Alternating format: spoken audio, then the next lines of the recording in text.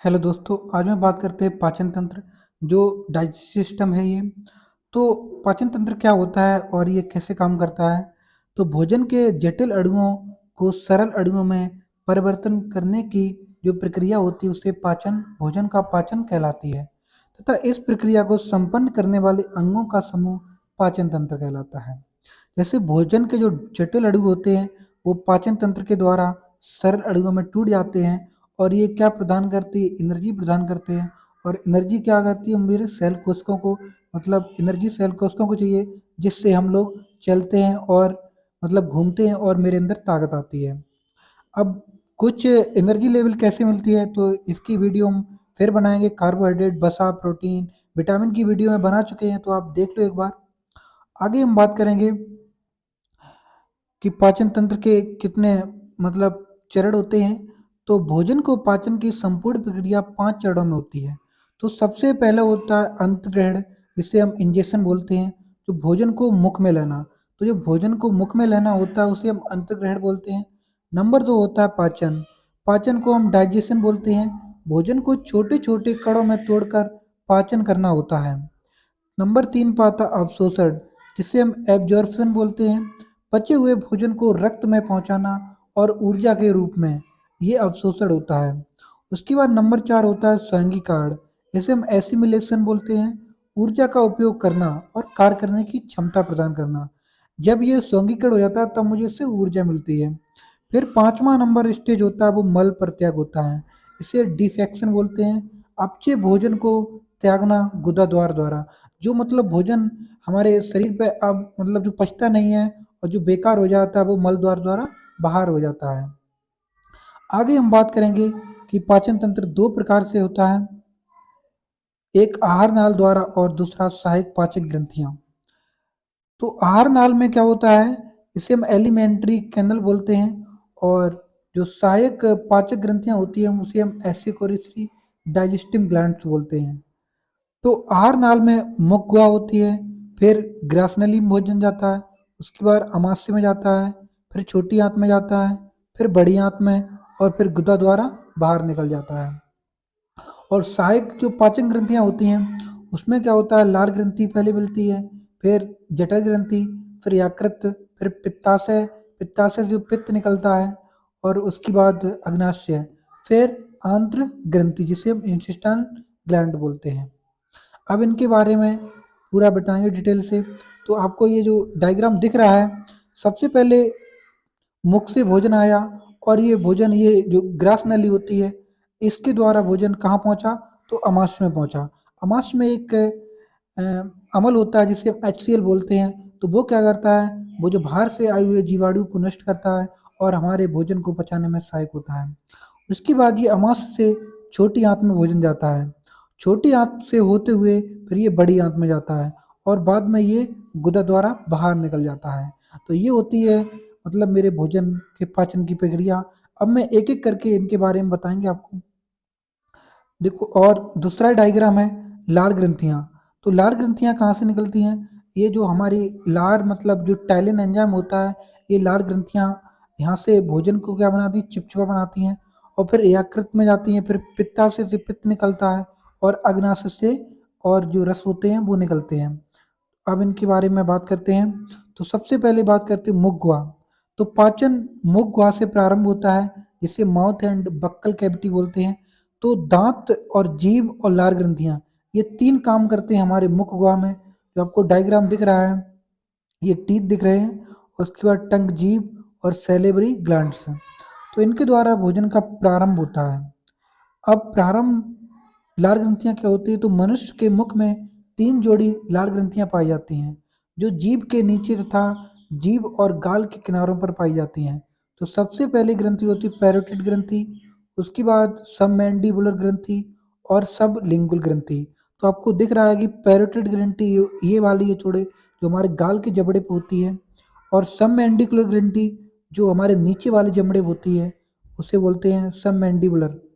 और सबलिंगुअल जो आगे कतई मतलब जीभ के पास ही होती है, ये वाली ग्रंथि, इसे हम सबलिंगुअल ग्लैंड बोलते हैं। तो जो पैरोटिड ग्लैंड होती है वो सबसे बड़ी लार ग्रंथि होती है और सबलिंगुअल जो ग्लैंड होती है वो सबसे छोटी लार ग्रंथि होती है। जो रासायनिक पाचन लार के द्वारा किया जाता है, हमारे मुंह में 1 से 1.5 लीटर लार प्रतिदिन निकलती है, ये याद रखना। अब लार ग्रंथियां के बारे में बात करेंगे हम। तो जो लाइसोजाम लार में मौजूद एक जीवाणु रोधी एजेंट के रूप में कार्य करता है। लाइसोजाम मुंह में bacteria kills bacteria present in the mouth को मारता है और लार ग्रंथि को एंजाइम निकलते हैं जो कि पाचन में मदद करते हैं। लार ग्रंथियां मुख्य रूप से दो प्रकार के एंजाइम निकालते हैं।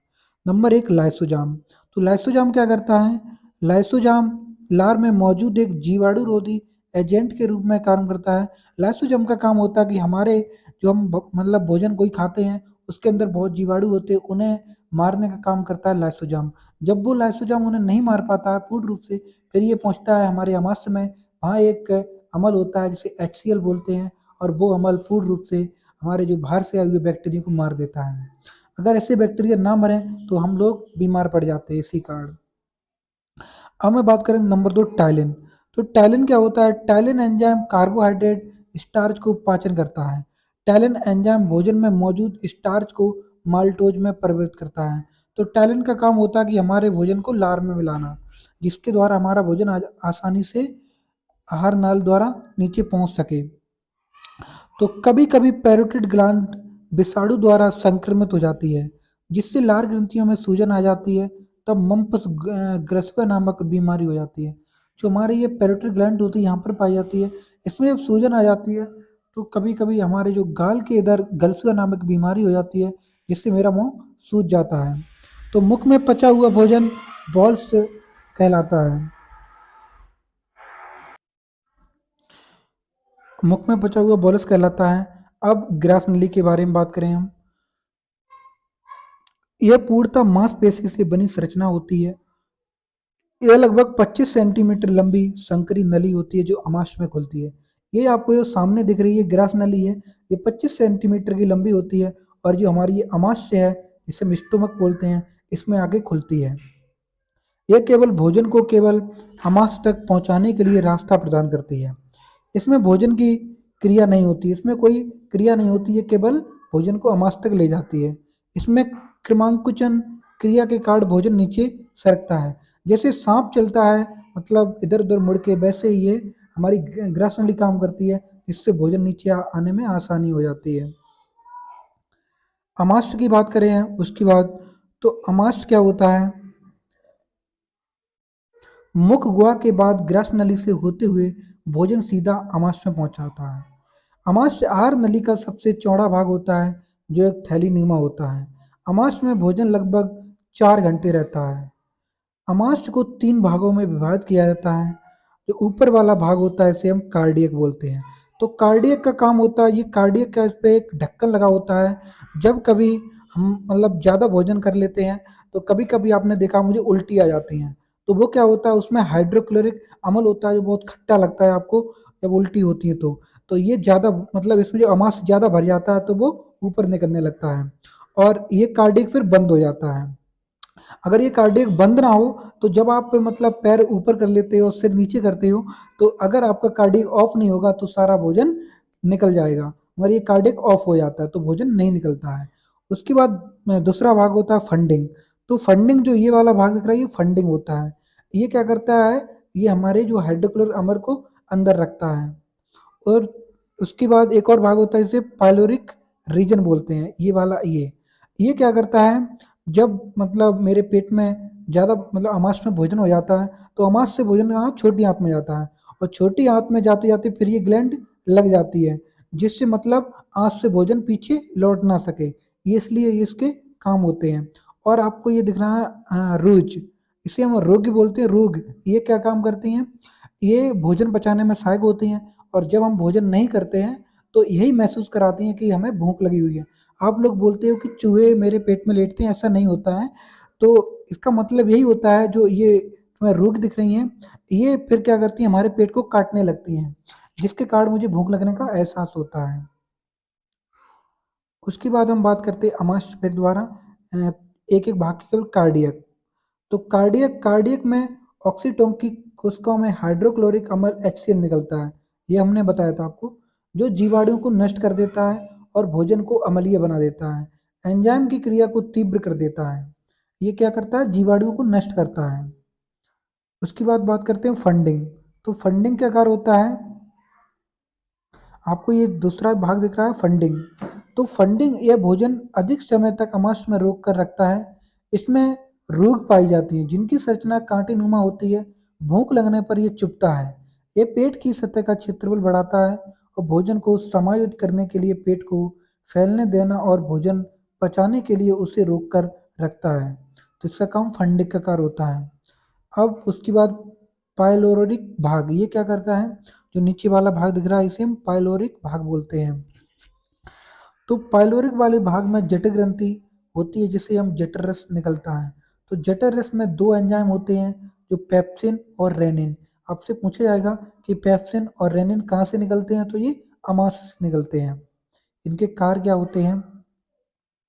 तो पेप्सिन क्या कार्य करता है? यह सामान्यतः प्रोटीन को पाचन करता है। यह भोजन में मौजूद प्रोटीन को पेप्टोन्स में परिवर्तित कर देता है, जिससे पेप्सिन एंजाइम प्रोटीन को पेप्टोन में तोड़ता है। और रेनिन एंजाइम क्या करता है?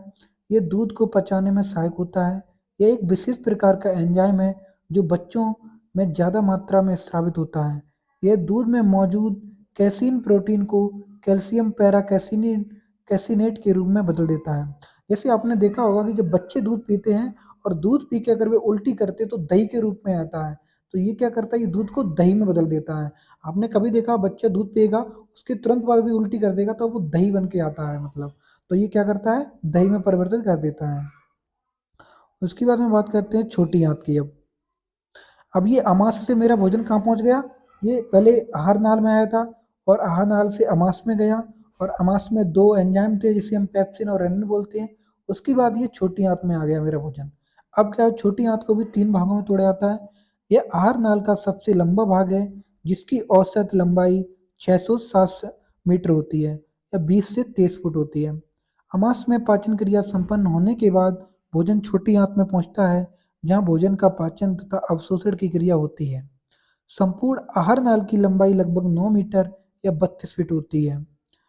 पाचन संबंधित सबसे अधिक कार्य छोटी आंत में होते हुए छोटी आंत में तीन भागों में विभाजित किया जाता है। तो छोटी आंत को भी तीन भागों में बांटते हैं। इसे हम जो ये वाली है, ये यहाँ पर जो अमाशय से और आंत से मिलती है इसे हम क्या बोलते हैं? ड्यूडेनम बोलते हैं। और उसके बाद ये वाला जो दूसरा भाग है इसे हम जेजुनम बोलते हैं। उसके बाद ये तीसरा भाग होता है जो बड़ी आंत से जॉइंट होता है, इसे हम इलियम बोलते हैं। अब इनके कार्य बताएंगे हम। यकृत। छोटी आंत में छोटी आंत में भोजन से आने से पहले जो काम करते हैं उनके बारे में बात करें तो उससे पहले लीवर भी काम करता है। यह मानव शरीर की सबसे बड़ी ग्रंथि है। यह पित्त रस बाइल जूस का निर्माण करती है जिसे हम पित्ताशय गैल ब्लैडर में संग्रहित किया जाता है। तो आपके पूछा कि पित्त कहाँ से निकलता है? पित्त ये लीवर से निकलता है, लेकिन इकट्ठा कहाँ होता है? तो ये पित्ताशय में होता है। पित्ताशय नाशपाती के आकार की थैली होती है जो आपको ये नीचे दिख रहा है, ये हरा हरा, ये पित्ताशय होता है जिसमें यकृत से निकलने वाले पित्त जमा हो जाते हैं। पित्त पीले हरे रंग का क्षारीय द्रव होता है जिसका पीएच मान 7.7 होता है। यह भोजन के माध्यम को क्षारीय बनाता है। पित्ताशय में जब पथरी स्टोन का निर्माण हो जाता है तो ठीक नहीं हो सकता है, इसलिए पूरे पित्ताशय को काटकर निकाल दिया जाता है। तो ऐसे लोग क्या करते फिर? ऐसे लोग एक साथ भोजन नहीं कर सकते। ये लोग धीरे धीरे भोजन करेंगे और मतलब थोड़ा अभी कर लिया फिर कर लिया, ऐसे भोजन करते हैं जब इनका पित्ताशय निकल जाता है। पित्त में दो प्रकार के पदार्थ होते हैं जिसे हम पित्त लवण बोलते हैं। तो ये सोडियम बाइकार्बोनेट NaHCO3 के रूप में पाए जाते हैं जो फैट्स को तोड़ने में काम करते हैं। पित्त वर्धक ये दो प्रकार का होता है, एक बिलिरुबिन ये पीला होता है, एक बिलिबेरिडीन ये हरा होता है। तो बिलिरुबिन का निर्माण शरीर के ऊतकों और खून में होता है। आमतौर पर जब किसी कारणों में लाल रक्त कोशिकाएं टूट जाती हैं तो पीले रंग के बिलिरुबिन का निर्माण होता है। बिली बिलिरुबिन लीवर में फिल्टर होकर शरीर से बाहर निकलता है, लेकिन जब किसी कारणों से यह खून में लीवर में नहीं जाता है या लीवर द्वारा फिल्टर नहीं होता है तो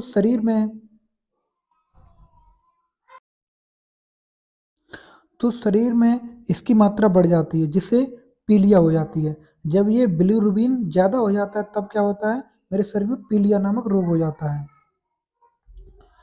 अब बात करते हैं अग्नाशय की। इससे अग्नाशय रस निकलता है। तो अग्नाशय कौन सा होता है, जो ये वाला भाग दिख रहा है आपको, ये कौन सा अग्नाशय होता है। और ये वाला भाग होता है, इसे हम पित्ताशय बोलते हैं। और ये वाला भाग लीवर होता है। ये जो ऊपर रेड रेड लीवर होता है। और ये जो भाग है ये ड्यूडेनम होता है, जो हमारी छोटी आंत से लिंक होता है। अग्नाशय एक क्षारीय द्रव होता है जिसका पीएच मान 7.8 से 8.3 होता है। इसमें 3 प्रकार के मुख्य भोज्य पदार्थ, कार्बोहाइड्रेट, वसा, प्रोटीन को पाचन के लिए एंजाइम होते हैं। इसलिए इसे पूर्ण पाचक रस कहा जाता है। अग्नाशय से 3 प्रकार के एंजाइम निकलते हैं, याद रखना। ट्रिप्सिन, एमाइलेज और लाइपेज। तो ट्रिप्सिन क्या करता है, ये प्रोटीन व पेप्टोन को पॉलीपेप्टाइड्स में तोड़ता है। और एमाइलेज स्टार्च को शर्करा में तोड़ता है। और लाइपेज ये वसा को ग्लिसरॉल या बसीय अम्ल में तोड़ता है। याद रखना कि अग्नाशय से कितने एंजाइम निकलते हैं, 3 निकलते हैं। TAL, जिसे हम ट्रिप्सिन, एमाइलेज और लाइपेज बोलते हैं। अब मैं बात करेंगे छोटी आंत के कुछ महत्वपूर्ण तत्व। पाचन संबंधित सबसे अधिक कार्य छोटी आंत में होते हैं। छोटी आंत में 3 भागों में विभाजित होता है, जिसे हम ड्यूडेनम बोलते हैं। यह अमाशय के बाद यू लाइक संरचना होती है, जिसमें यकृत, लीवर तथा अग्नाशय में खुलते हैं, जिसके द्वारा द्रव्य स्रावित होता है। और ये एंजाइम को सक्रिय करते हैं, जिससे भोजन का पाचन होता है। नंबर 2 की बात करें, जेजुनम। जेजुनम या ड्यूडेनम के आगे वाला भाग जेजुनम होता है, जो भोजन को छोटी आंत के नीचे वाले हिस्से में पहुंचाने का कार्य करता है। जेजुनम में संबंधित कोई भी रासायनिक क्रिया नहीं होती है। अब लास्ट भाग है इलियम। ये छोटी आंत का सबसे नीचे वाला हिस्सा होता है, जो कई घुमावदार नालियों के रूप में जुड़ा होता है। अब छोटी आंत से जो एंजाइम स्रावित होते हैं उनके बारे में बात करेंगे। तो छोटी आंत से 5 होते हैं। Number 1 erepsin, number 2 sucrose, number 3 maltase, number 4 lactose, number 5 lipase. याद रखना कि छोटी आंत से कितने एंजाइम होते हैं, 5 स्रावित होते हैं। तो इरेप्सिन क्या करता है, पेप्टोन को एमिनो एसिड में तोड़ता है। सुक्रोज क्या करता है, ये सुक्रोज को ग्लूकोज और फ्रक्टोज में तोड़ता है। माल्टेज क्या करता है, ये माल्टोज को ग्लूकोज और ग्लूकोज में तोड़ता है। लैक्टोज क्या करता है, ये लैक्टोज को ग्लूकोज और गैलेक्टोज में तोड़ता है। लाइपेज क्या करता है, ये फैट्स को फैटी एसिड और ग्लिसरॉल में तोड़ता है। छोटी आंत में भोजन का पाचन संपन्न होने के बाद पचे हुए भोज्य पदार्थों को अवशोषित करने का कार्य छोटी आंत में मौजूद बिल्लाई, इसे बिल्ली द्वारा होते हैं। बिल्ली के कारण छोटी आंत के पृष्ठ क्षेत्र में वृद्धि होती है, जिससे अवशोषण का कार्य आसानी से किया जाता है। आपको ये नीचे दिख रहा है, छोटी आंत के अंदर ये बिल्ली पाए जाते हैं। ये क्या करते हैं, ये हमारे भोजन में से मतलब प्रोटीन, विटामिन, जो भी और कार्बोहाइड्रेट, वसा आदि को अवशोषित कर लेते हैं और ये रक्त में पहुंचाते हैं, जिससे हमें क्या ऊर्जा प्राप्त होती है। तो ये किसका काम होता है, बिल्ली का काम होता है, याद रखना। अब बात करते हैं बड़ी आंत की। तो बड़ी आंत में भोजन के पाचन संबंधित कोई भी कार्य नहीं होता है, क्योंकि इसमें किसी भी प्रकार के एंजाइम का निर्माण नहीं होता है। इसमें केवल जल का अवशोषण होता है। याद रखना कि जल का अवशोषण कहाँ होता है, तो बड़ी आंत में होता है। बड़ी आंत 3 भागों में विभाजित होती है, जिसे हम सीकम, कोलन और रेक्टम बोलते हैं। तो सीकम कौन सा भाग है, ये वाला भाग सीकम होता है, जो छोटी आंत से जुड़ा होता है। और उसके बाद ये रेक्टम और ये नीचे वाला भाग ये कोलन होता है। सीकम कोलन और रेक्टम, कोलन ये भाग होता है और सीकम मतलब रेक्टम ये भाग होता है, जो अमाशय से ये रेक्टम आपको दिख रहा है नीचे। छोटी आंत के बाद भोजन सीकम में प्रवेश करता है और सीकम पेट में दाहिने ओर होता है, जिसके नीचे अपेंडिक्स पाया जाता है, ये अपेंडिक्स होता है। तो अपेंडिक्स अब एक अवशेषीय अंग रह गया है, इसका कोई काम नहीं होता है।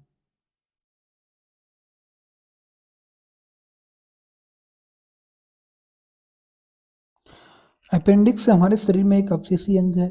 जब कभी भोजन अपेंडिक्स में फंस जाता है तो उसे ऑपरेशन करके अपेंडिक्स पूरा काट दिया जाता है। सीकम के बाद कोलन प्रारंभ होता है, जिसमें जल का अवशोषण होता है।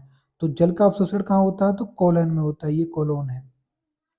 बड़ी आंत के कोलोन वाले क्षेत्र में कुछ सहजीवी बैक्टीरिया पाए जाते हैं, जिसके द्वारा विटामिन B3 B6 और B12 और विटामिन के का निर्माण किया जाता है।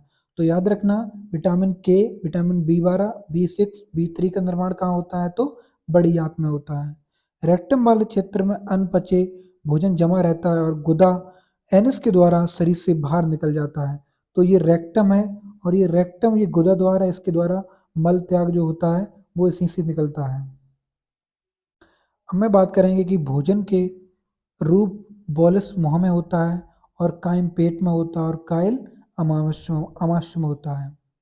अमाश की दीवारों पर एक चिपचिपा आवरण पाया जाता है जिसे हम म्यूकस मेम्ब्रेन बोलते हैं। आपने सोचा होगा, जब मेरे अंदर HCl पाया जाता है तो HCl बहुत खतरनाक, मतलब ये एसिड होता है, ये चाहे तो हमारे शरीर को मतलब जला सकता है। लेकिन ये क्यों नहीं जलाता है? ये जो परत है इस पे क्या होता है, ये म्यूकस, एक म्यूकस की परत जो होती है म्यूकस मेम्ब्रेन, उससे ये परत बनी होती है, जिसके कारण हमारे अमाशय को ये क्षति नहीं पहुंचाता है। जब ये म्यूकस परत मतलब टूटने लगती है तब क्या होता है, तब मुझे गैस बनने लगती है, और फिर मुझे मेरे पेट में प्रॉब्लम पैदा हो जाती है। छोटी आंत की औसत लंबाई 607 मीटर होती है, और बड़ी आंत की औसत लंबाई 1.5 मीटर होती है। अब मैं क्वेश्चन की बात करें, जो प्रीवियस ईयर आए हुए क्वेश्चन है, तो मानव पाचन तंत्र में पित्त स्रावित कहाँ होता है? तो ये मतलब पित्त स्रावित कहाँ होता है? तो यकृत से होता है। भोजन का पाचन शुरू होता है तो मुख से होता है। लार के पाचन में मदद करता है तो कौन करता है? स्टार्च होगा। लार के पाचन में मदद स्टार्च करता है।